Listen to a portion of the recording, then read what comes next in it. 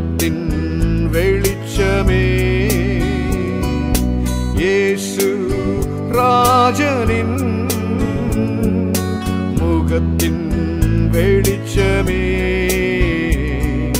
முகத்தின் வெளிச்சமே என் இதயம் இயேசுவுக்கு தெரியும் என் வேதனை இயேசுவுக்கு புரியும் என் தனிமை என் சோர்வுகள் இயேசென்னை தேற்றுவார் இயேசென்னை தேற்றுவார். எபிரேயர் 13வது அதிகாரம் அதில் உள்ள 5வது வசனம். நீங்கள் பண ஆசை இல்லாதவர்களாய் நடந்து உங்களுக்கு இருக்கிறவைகள் போதுமென்று எண்ணுங்கள். நான் உன்னை விட்டு விலகுவதும் இல்லை, நான் உன்னை விட்டு விலகுவதும் இல்லை, உன்னை கைவிடுவதும் இல்லை என்று உன்னை கைவிடுவதும் இல்லை என்று அவர் சொல்லி இருக்கிறாரே. அவர் சொல்லி இருக்கிறாரே. அன்பு தேவ பிள்ளைகளே, இன்றைக்கும் கூட வசனத்தின் வெளிச்சத்தில் நாம் ஒரு சிறிய ஒரு தியானத்திற்காக எடுத்துக்கொண்ட வேத பகுதி எபிரேயர் 13ஆம் அதிகாரத்தில் உள்ள சில வசனங்கள். இந்த வார்த்தை முதலாவது நமக்கு போதிக்கிற ஒரு காரியம், நீங்கள் பண ஆசை இல்லாதவர்களாய் நடந்து. இந்த இடத்துல இந்த பண ஆசையை குறித்த காரியம் நமக்கு மிக முக்கியமாய் படுகிறது. பணம் இல்லாமல் ஒன்றும் செய்ய முடியாது, பணம் இல்லாமல் ஊழியம் செய்ய முடியாது. ஊழியத்திற்கும் சரி தரிசன நிறைவேறுதலுக்கும் சரி பணம் மிக அவசியமாய் இருக்கிறது. ஆனால் இன்றைக்கு தேவன் நமக்கு திட்டமும் தெளிவுமாய் தந்திருக்கக்கூடிய வார்த்தையோ, நீங்கள் பண ஆசை இல்லாதவர்களாய் நடந்து உங்களுக்கு இருக்கிறவைகள் போதும் என்று எண்ணுங்கள். ஏன் இந்த வார்த்தையை கர்த்தர் சொல்லுகிறார்? நான் உன்னை விட்டு விலகுவதும் இல்லை, உன்னை கைவிடுவதும் இல்லை. நல்லா கவனித்துக் கொள்ளுங்க. இந்த வார்த்தையை தேவன் பல இடங்களில் பலருக்கு சொல்லியிருந்தாலும் யோசுவா 1வது அதிகாரத்தின் 5வது வசனத்தில் சொல்லியிருக்கிறார்.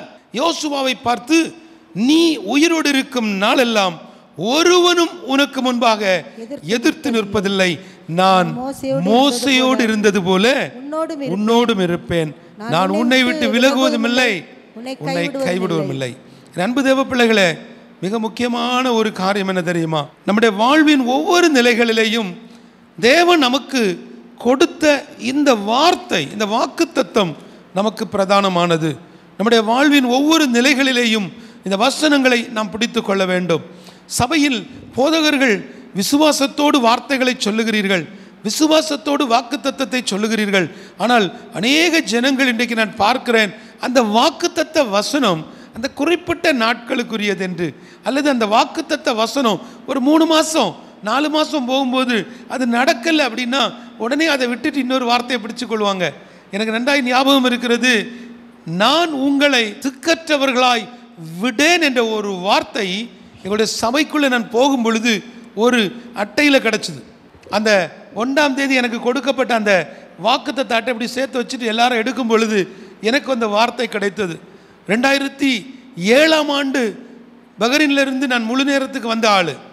ஆனால் 2 வருட காலம் ஊழியம் எது என்று தெரியாமல் ஓடிக்கொண்டிருந்த அந்த நாட்களில் 2009ஆம் ஆண்டு ஆண்டவர் நேபாள் என்ற தரிசனத்தை உறுதிப்படுத்துகிறார். அதுவும் அந்த 2009 அக்டோபர் அந்த மாதங்களில் நான் நேபாள் போயிட்டு நாங்கள் உள்ளே வரும் பொழுது எனக்கு இதுதான் என் தேசம் என்றும் இதுதான் எனக்கான தரிசனம் என்றும் உறுதிப்பட்டாலும் பயம், மனைவியை குறித்து, பிள்ளைகளை குறித்து, பிள்ளைகளின் எதிர்காலம் என்ன ஆகுமோ, இனி எப்படி ஆகுமோ, இது எப்படி நடக்கும், இனி இந்த பாஸ்போர்ட் எல்லாம் நமக்கு இனி தேவைப்படாது, இனி நம்ம அப்படியே ஒரு மிஷினரியாக அப்படியே ஒரு ஜோல்னா பையை போட்டுட்டு அப்படியே சுற்றிக்கிட்டு அப்படியே ட்ரெயினில் அங்கங்கேயே போயிட்டு அந்த வட இந்தியாவில் சுற்றிக்கிட்டு அந்த மாதிரி நம்முடைய வாழ்க்கை ஒரு சன்னியாசியை போல போயிருமோ, இப்படியெல்லாம் யோசனை. ஆனால் ஆண்டவர் இந்த ஹெவன் டிவியை குறித்த காரியத்தை தந்து அதை ஆரம்பிக்கக்கூடிய ஒரு காரியத்தை சொன்ன பொழுது எனக்கோ படிப்போ, எனக்கு சம்பந்தமோ, எனக்கு டெக்னாலஜியோ, தொழில்நுட்பமோ, எடிட்டிங்கோ ஒன்றுமே தெரியாத ஒரு நிலைமையில் ஆண்டோடைய சமூகத்தில் அப்பா நான் என்ன செய்வது? எல்லாரையும் போல் நானும் நேபாளுக்கு ஜெபிக்கிறேன், நானும் ஒரு 100 ரூபாய் மாதந்தோறும் கொடுக்குறேன், இவ்வளோ தான் என்னுடைய நிலைமை, என்னை விட்டுருங்கன்னு சொல்லி அழுத நாட்கள் உண்டு. ஆனால் அன்றைக்கு ஆண்டவர் சொன்ன வார்த்தை, நான் உங்களை திக்கற்றவர்களாக விடேன் என்று சொல்லி, அந்த ஒரு வார்த்தையினுடைய வல்லமை நான் உன்னை விட்டு விலகுவதும் இல்லை, உன்னை கைவிடும் இல்லை. இன்னைக்கு ஏகதேசம் அந்த மிஷனரிகளையும் சேர்த்து பார்க்கும் பொழுது 142 பேர் மாதம் தோறும் தங்களுடைய வேலைக்கு ஏற்ற கூலியை பெற்றுக்கொள்ளக்கூடிய ஒரு ஸ்தாபனமாக ஆண்டவர் இந்த நேபாள் ஊழியத்தை உயர்த்தி இருக்கிறார். என் அன்பு தேவ பிள்ளைகளே, கர்த்தர் நமக்கு ஒரு வார்த்தையை தந்தால், இந்த வசனம் எவ்வளோ அழகா சொல்லுது பாருங்க. நான் மோசேயோடு இருந்தது போல நான் உன்னோடு கூட இருப்பேன், நான் உன்னை விட்டு விலகுவதும் இல்லை, உன்னை கைவிடுவதும் இல்லை என்று சொல்லி கர்த்தர் சொல்லுகிறார். எத்தனை பேர் இங்கே சொல்ல முடியும், ஆண்டவர் எனக்கு இந்த வார்த்தையை கொடுத்திருக்கிறார், இந்த வார்த்தை என்னுடைய வாழ்க்கையில் ஒரு பிரதானமான வார்த்தை என்று எளிதில் சொல்லிடுவோம். பண ஆசை பற்றியெல்லாம் நம்ம எப்படிங்க சொல்ல முடியும்? பண ஆசை வேறு, பணத்தின் தேவை வேறு. நீங்கள் அதை புரிந்து கொள்ளணும். நம்ம எல்லாருக்கும் தெரிந்து கொள்ள வேண்டிய ஒரு விஷயம், பணத்தினுடைய தேவை ஊழியத்திற்கு இருக்கலாம், ஆனால் ஊழியத்திற்குள்ள பண ஆசை வந்துவிட்டால், அல்லது பேராசை வந்துவிட்டால், பொருள் ஆசை வந்துவிட்டால், பொன் ஆசை வந்துவிட்டால், பெண் ஆசை வந்துவிட்டால், ஊழியத்தினுடைய நிலைமை பரிதாபமாய் போய்விடும். கண்ணுக்கு முன்னாடி பார்த்துட்டு இருக்கிறோம். 30 வருஷத்துக்கு முன்னாடி யோசிக்க வேண்டாம், 20 வருஷத்துக்கு முன்னாடி யோசிக்க வேண்டாம். இப்போ கண்ணு முன்னாடி நடக்கக்கூடிய ஒவ்வொரு காரியங்களையும் பார்க்கும் பொழுது, அந்த காரியங்களின் ஊடாக ஆண்டவரே நீர் என்னை அழைத்த அழைப்பு உண்மைப்பா, இந்த குடும்பத்திற்குள்ள, இந்த வேலைக்குள்ள, இந்த ஸ்தாபனத்திற்குள்ள, இந்த ஊருக்குள்ள, இந்த நிலையில நீர் என்னை வைத்திருப்பது, நான் நிற்பதும் நிர்மூலமாகாமல் இருப்பதும் உம்முடைய சுத்த கிருபை ஆண்டவரே. நீர் என்னை விட்டு விலகாத ஒரு கிருபையா இருக்கிறீர். நீர் எனக்கு தந்த ஒவ்வொரு நிலைகளுக்காக நான் நன்றி செலுத்துகிறேன் என்று சொல்லி அவருடைய பாதத்தை பிடித்துக் கொள்ள வேண்டும். இல்லாத பட்சத்தில் அடுத்த நேரம் நம்ம யோசிக்கவே முடியாது. இயேசுவை பற்றி அறியாம, இயேசுடைய அன்பை புரிந்து கொள்ளாம, அல்லன்னா இயேசுவை ஏற்றுக்கொண்டு ஏதோ ஒரு நிலைமையில் அவர்களுக்குள்ள இயேசுவிற்கு கொடுக்க வேண்டிய அந்த முக்கியத்துவம் மாறி போனது.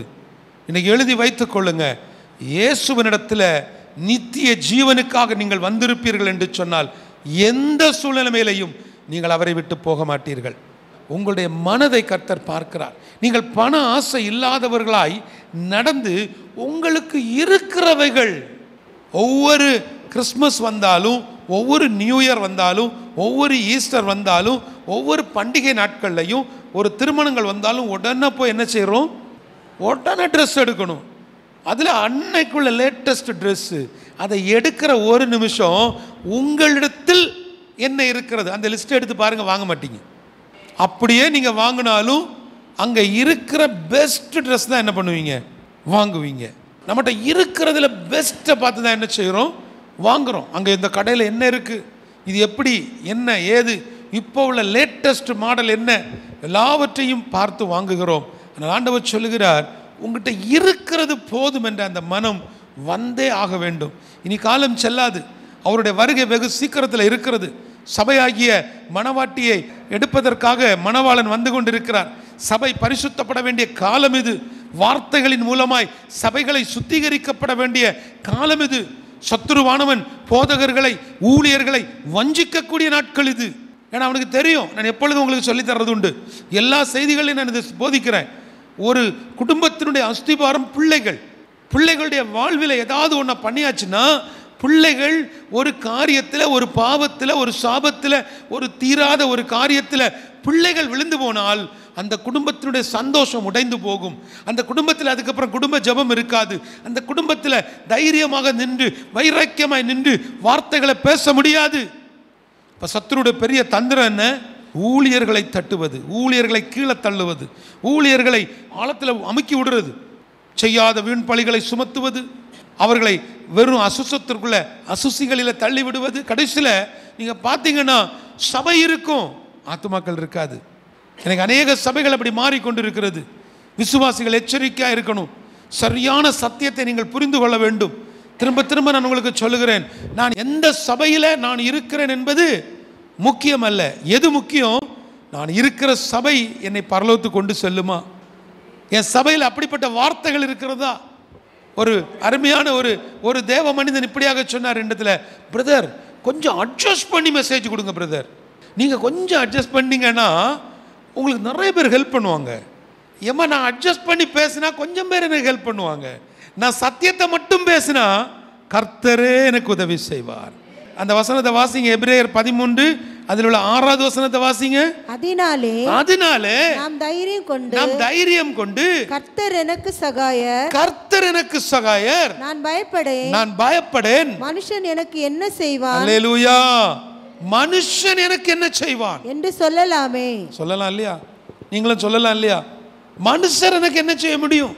ஒரு அருமையான சகோதரி சொன்னாங்க, ஊழியத்தில் என்ன பண்ணாலும் என் மேல ஒரு பழிய போட்டுறாங்க, எங்க போனாலும் எனக்கு வாசல் இல்லை. சகோதரிக்கு நான் சொன்ன ஆலோசனை, கர்த்தர் உன்னை பயன்படுத்துறது உனக்கு தெரியுதா? ஆமா பிரதர். ஆவியானவர் உன் மேல இருக்கிறாரா? இருக்கிறார். அபிஷேகம் உனக்கு இருக்கிறதா? இருக்கிறது. உன் மேல வரங்கள் செயல்படுகிறதா? இருக்கிறது. கர்த்தர் உன்னை பயன்படுத்துகிறார் என்று சொல்லி எப்போ நீ கண்டுபிடிச்சிட்டியோ அப்பவே நீ கர்த்தருக்காக வைராக்கியமா எழும்பிடணும். இதுல ஆணும் இல்லை பெண்ணும் இல்லை. இது நமக்கு இப்போ ஒரு புலப்பா போச்சு. நமக்கு இது ஒரு பெரிய ஒரு ஹிஸ்டாரிக்கல் காரியம். பெண்களுக்கான வாய்ப்புகள், பெண்களுக்கான ஊழியங்களை இது ஆனால் பார்த்தீங்கன்னா பெரிய பெரிய தலைவர்கள், பெரிய பெரிய போதகர்களுடைய மனைவி அல்லது பெரிய ஊழியக்காரர் சகோதரிகள் வரும் பொழுது அவர்களுக்கான வாசல்கள் திறக்கப்பட்டிருக்கும், அவர்களுக்கான மேடைகள் அமைக்கப்பட்டிருக்கும். ஆனால் நம்ம கூடவே இருந்து ஒரு சகோதரி, நம்ம கூடவே இருந்து ஒரு அக்கா, நம்ம கூட பழகிட்டு இருக்கக்கூடிய ஒரு தங்கச்சி எழும்புவாங்க, விட மாட்டாங்க. பொம்பளை பிள்ளைகளுக்கு இதெல்லாம் என்னத்துக்கு? அதெல்லாம் இல்லை, மாற்றணும். அதே சகோதரி நல்லா படித்து நல்ல வேலைக்கு போய் வெளிநாட்டில் போய் 1 லட்ச ரூபா தசம பாகம் அனுப்பியாச்சு, 1 லட்ச ரூபா காணிக்க அனுப்பியாச்சு. அடுத்த முறை லீவுக்கு வரும்போது சகோதரி மேலே உட்காந்துருக்கா. இது மாதிரிப்பட்ட காரியங்கள் மாறணும். எதற்காக? இங்கே பணத்தை வைத்து எல்லாவற்றையும் வாங்க முடியாது என்பதை நீங்கள் புரிந்து கொள்ளணும். அவர் மனம் திரும்புதலை தந்து, ரட்சிப்பை தந்து, அபிஷேகத்தை தந்து, எல்லாத்தையும் கொடுத்து கர்த்தருடைய ஊழியத்தை செய், சுவிசேஷத்தை உலகமெங்கும் போய் சொல்லுன்னு அனுப்பிவிட்டா உட்காந்து புது புது ஸ்கீமாக ஆரம்பித்து, புது புது திட்டங்களை ஆரம்பித்து, எல்லாத்துக்கும் மேலே பணம்னு பணத்தை பிரதானப்படுத்தி ஊழியத்தை இழந்து, அபிஷேகத்தை இழந்து, சொந்த மனைவியை இழந்து, சொந்த கணவனை இழந்து, சொந்த பிள்ளைகளை இழந்த அநேகர் இன்றைக்கு இந்த வார்த்தையை கேட்டுக்கொண்டிருக்கிறீங்க, பார்த்து கொண்டிருக்கிறீங்க. என் அன்பு தேவ பிள்ளைகளை, பணத்தை பிரதானப்படுத்தாதீங்க. என்னைய பார்க்கவே முடியாது பிரதர், நான் ரொம்ப பிஸியான ஆளு. கர்த்தர் நம்மளை பிஸியா வச்சிருக்கிறாருன்னா ஆத்துமாக்களை ஆதாயம் பண்ணி கொண்டிருக்கணும், ஏழைகளுக்கு உதவி செய்யணும், நற்கிரியைகள் செய்யணும். இருக்கோ இல்லையோ ஆண்டவருக்காக எழும்பி நிற்கணும், இயேசுவை பார்க்கணுங்கிற அந்த ஒரு துடிப்பு வரணும். உங்களுக்கிட்ட என்ன இருக்குது அது போதும்ப்பா, அது போதும். வாழ்க்கையில் சில காரியங்களை நாமளா புரிஞ்சுக்கணும். ஆண்டவரே எனக்கு இது போதும்ப்பா, எனக்கு இருக்கிறது போதும். உங்களை அலக்களிப்பதற்கு அல்லது உங்களை புத்தியை செலவை செய்வதற்கு, உங்களை மூளையை செலவு பண்ணி அது இதுன்னு நிறைய காரியங்களை குழப்புவாங்க. அதை கேட்கக்கூடாது. ஆண்டவரே, நீர் எனக்கு தந்த இந்த உத்தியோகம், எனக்கு தந்த இந்த காரியம். நான் வெளி தேசத்தில் இருந்த நாட்களில் பலர் இடத்துல வந்து சொல்லுவாங்க, பிரதர் எனக்கு லேச அழைப்பு இருக்கு போல தெரியுதும்பாங்க. எப்படி லேச அழைப்பு? அது என்ன லேச அழைப்பு? அவர் பேசுவது போல தோணுது. நல்லா பாருங்க, அது அவரா இல்லை வேற யாருமா? ஆண்டவர் பேசினா திட்டமும் தெளிவுமா இருக்கும். நான் உனக்கு போதித்து நீ நடக்க வேண்டிய வழியை உனக்கு காட்டுவேன், உண்மையில் என் கண்ணை வைத்து உனக்கு ஆலோசனை சொல்லுவேன், நீ கிளம்பு, முடிஞ்சு போச்சு. அந்த வசனம் அங்கிருந்து கிளம்பி வந்தோன்னு நடக்காது. வாக்கு தத்தத்தை ஜனவரியில் கொடுத்துருக்கிறாரு, டிசம்பருக்குள்ளே நிறைவேற்றி தருவார்னு காத்திருக்கிறேன், நடக்கல. 2023 வார்த்தை கொடுத்தாரு, நடக்கல. உடனே அழிச்சான், இதெல்லாம் வேண்டாம், எனக்கு ஒரு புதிய வசனத்தை தாங்கன்னு சாங்ஷன் பண்ண முடியாது, திரும்ப ரீஅப்ரூவல் பண்ண முடியாது. ஏன்னா அவருடைய வசனம், அவருடைய வார்த்தை ஒன்றும் கீழே விழாது. அந்த வசனம் அப்படியே உங்கள் வாழ்க்கையில் நடக்கும். என்னுடைய வாழ்க்கையோட ஒவ்வொரு வார்த்தைகளும், கர்த்தர் ஒரு வசனத்தை கொடுத்தா அந்த வசனம் அப்படியே நடக்கும். ஆனால் அந்த வசனம் நடக்கணும்னு சொன்னால் அப்பப்போ நம்ம என்ன செய்யணும்? ஆண்டவருடைய காரியத்தில் கொஞ்சம் நமக்குள்ள என்ன செய்யணும்? அந்த ஒரு பயம், ஒரு தெய்வ பக்தி நமக்குள்ள இருக்கணும். 1 தீமோத்தேயு 6வது அதிகாரம் அதில் உள்ள 6வது வசனத்தை படிக்கலாம்.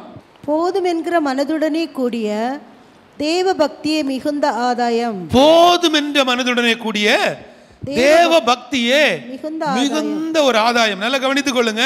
அந்த போதுங்கிற மனம் வரணும். ஆனா இப்ப நமக்கு போதுங்கிற மனம் எங்க வந்திருக்கு? ரட்சிக்கப்பட்டாச்சா? ஆமா. ஞானஸ்நானம் எடுத்தாச்சா? ஆமா. சர்ச்சுக்கு ஒழுங்கா வாரீங்களா? ஆமா. போதும்.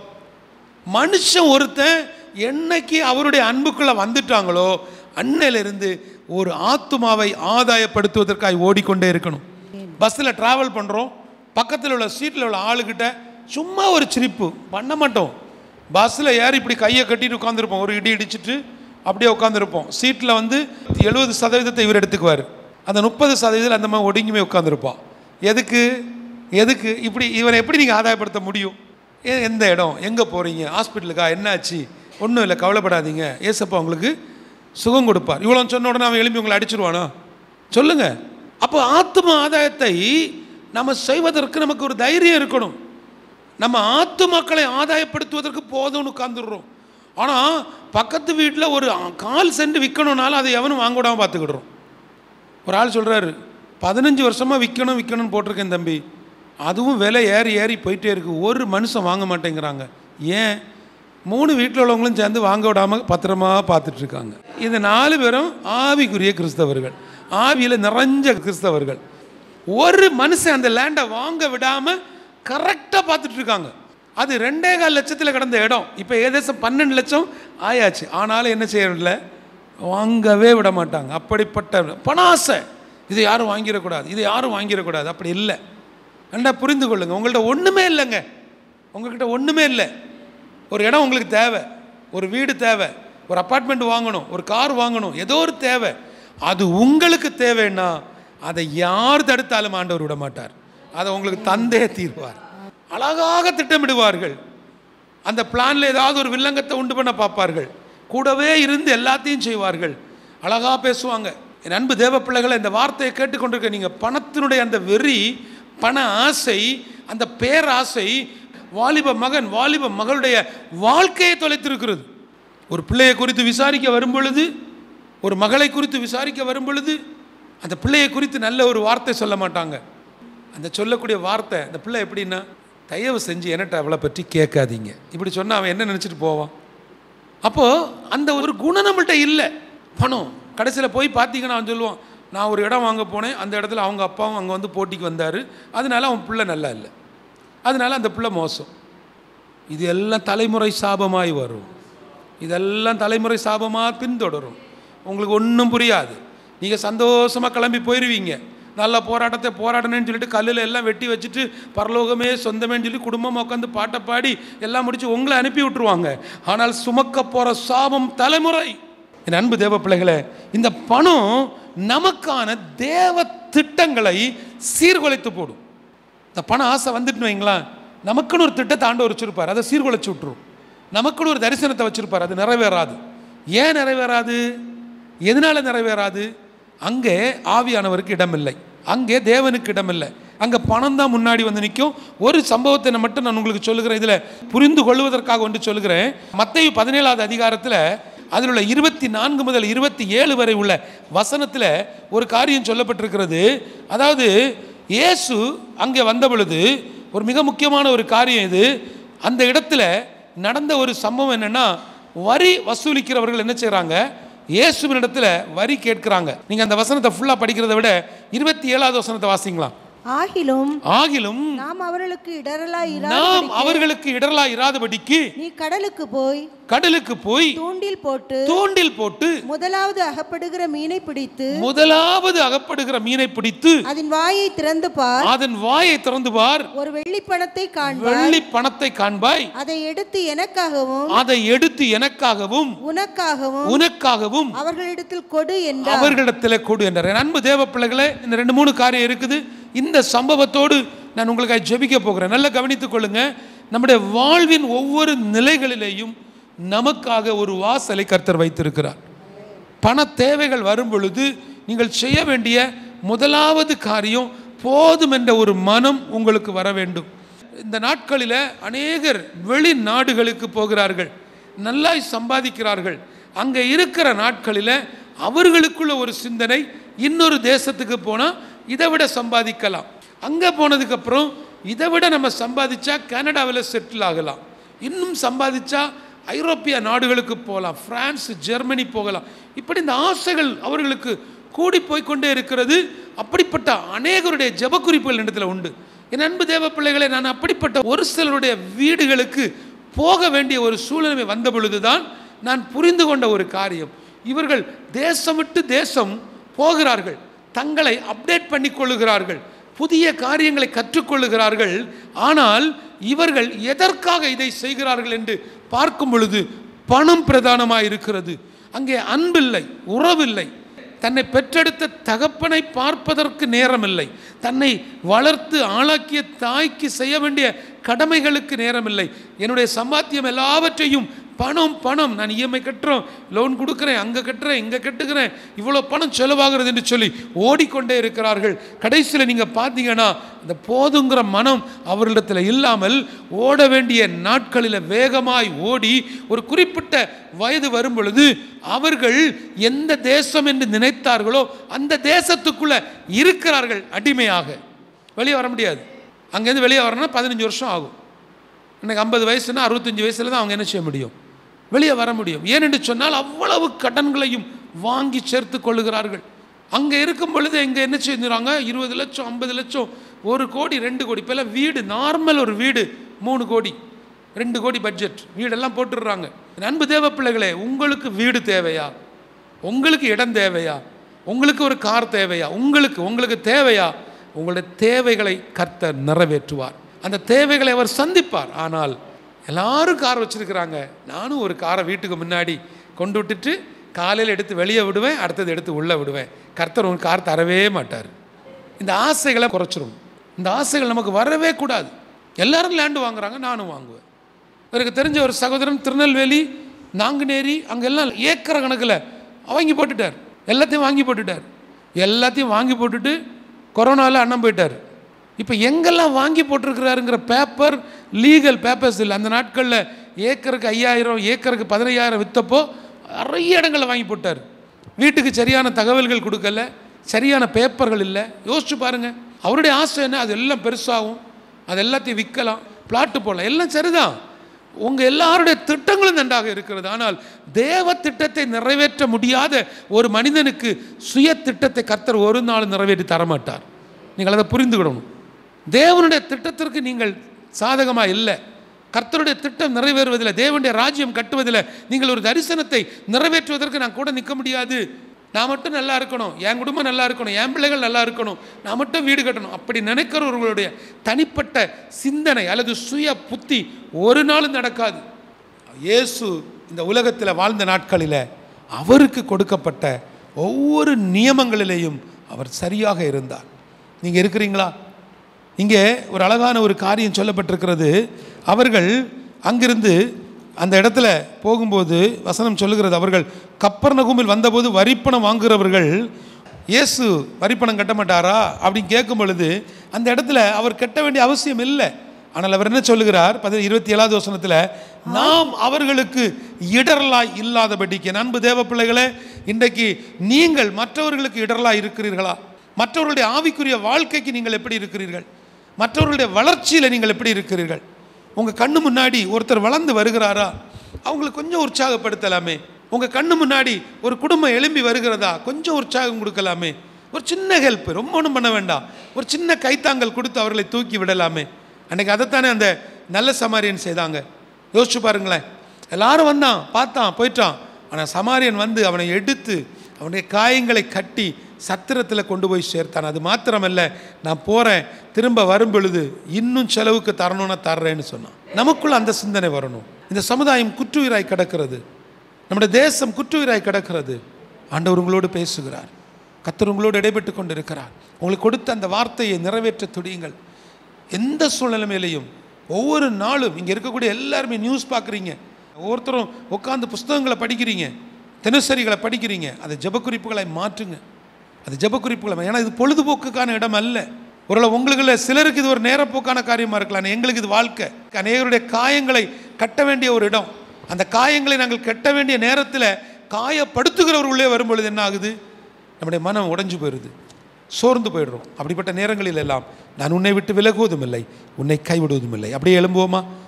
நல்ல தெய்வமே, உமக்கு நாங்கள் நன்றி செலுத்துகிறோம். ஆண்டவரே, இதுவரைக்கும் நீர் நடத்தின கிருபை பெரிதாக இருக்கிறதப்பா. அப்பா, நாங்கள் உமக்கு நன்றி செலுத்துகிறோம். அப்பா, உமக்கு நன்றி ஆண்டவரே. பணம் எல்லாவற்றுக்கும் உதவும், பணம் எல்லாவற்றுக்கும் உதவும். ஆனால் பண ஆசை எல்லா தீமைகளுக்கும் வேறாய் இருக்கிறது. எல்லாரும் கண்களை மூடி, ஆண்டவரே நீர் எங்களோடு இடைப்பட்டதுக்காக நன்றின்னு சொல்லுங்களேன். போதும் என்கிற மனதினுடைய கூடிய அந்த தேவ பக்தி தான் மிகுந்த ஆதாயம் என்பதை உணர்ந்து கொண்டு எல்லாரும் ஆண்டவரே எனக்கு இருக்கிறவைகள் போதும் என்ற அந்த ஒரு மனம் வரட்டும் என்று சொல்லி ஜெபிங்க. எல்லாரும் வாய்களை திறந்து ஜெபிங்க. பண ஆசை இல்லாதவனாய் நடந்துடணும். ஆண்டவரே, எனக்கு இருக்கிறவை போதுங்கிற என்ன வரட்டும். ஆண்டவரே, நீர் ஒரு நாளும் என்னை கைவிடுவதில்லை.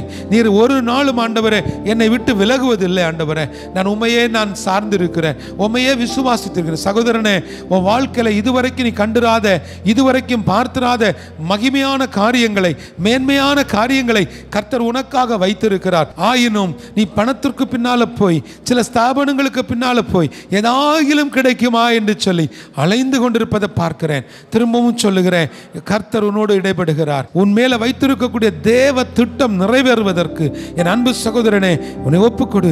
கர்த்தர் உனக்காக கொடுத்த ஊழியம் பெரிய ஒரு ஊழியம். அந்த ஊழியத்தை நிறைவேற்றுவதற்கு இடத்துல இருக்கக்கூடிய அந்த பண ஆசையை விட்டு வெளியில வா. உனக்கு போதுங்கிற அந்த மனசு வரணும். ஆத்துமாக்களை தேடி ஓடுகிற அந்த அனுபவம் நமக்குள்ள உண்டாகட்டும். எல்லாரும் வாய்களை திறந்து ஜெபிக்கலாமா? ஆண்டவரே, இன்றைக்கு இந்த பண ஆசையினால, இந்த பணத்தினுடைய தேவையினால எங்களுக்குள்ள வந்திருக்கக்கூடிய மன வேதனைகள், மன வலிகள், மன அழுத்தங்கள், மன நோய்களை இயேசுவின் நாமத்தினால, இயேசுவின் அதிகாரமுள்ள நாமத்தினால கடிந்து கட்டி அப்புறப்படுத்தி ஜெபிக்கிறோம். ஆண்டவரே, இன்றைக்கும் இந்த இடத்துல வந்து வார்த்தைகளை கேட்டிருக்கக்கூடிய எங்கள் ஜனங்கள் உம்முடைய நாமத்து நிமித்தம் எழும்பட்டும். அப்பா ராஜா, நீர் எங்களுக்கு தந்த வாக்குத்தத்த வசனங்கள் அப்படியே நடப்பதாக.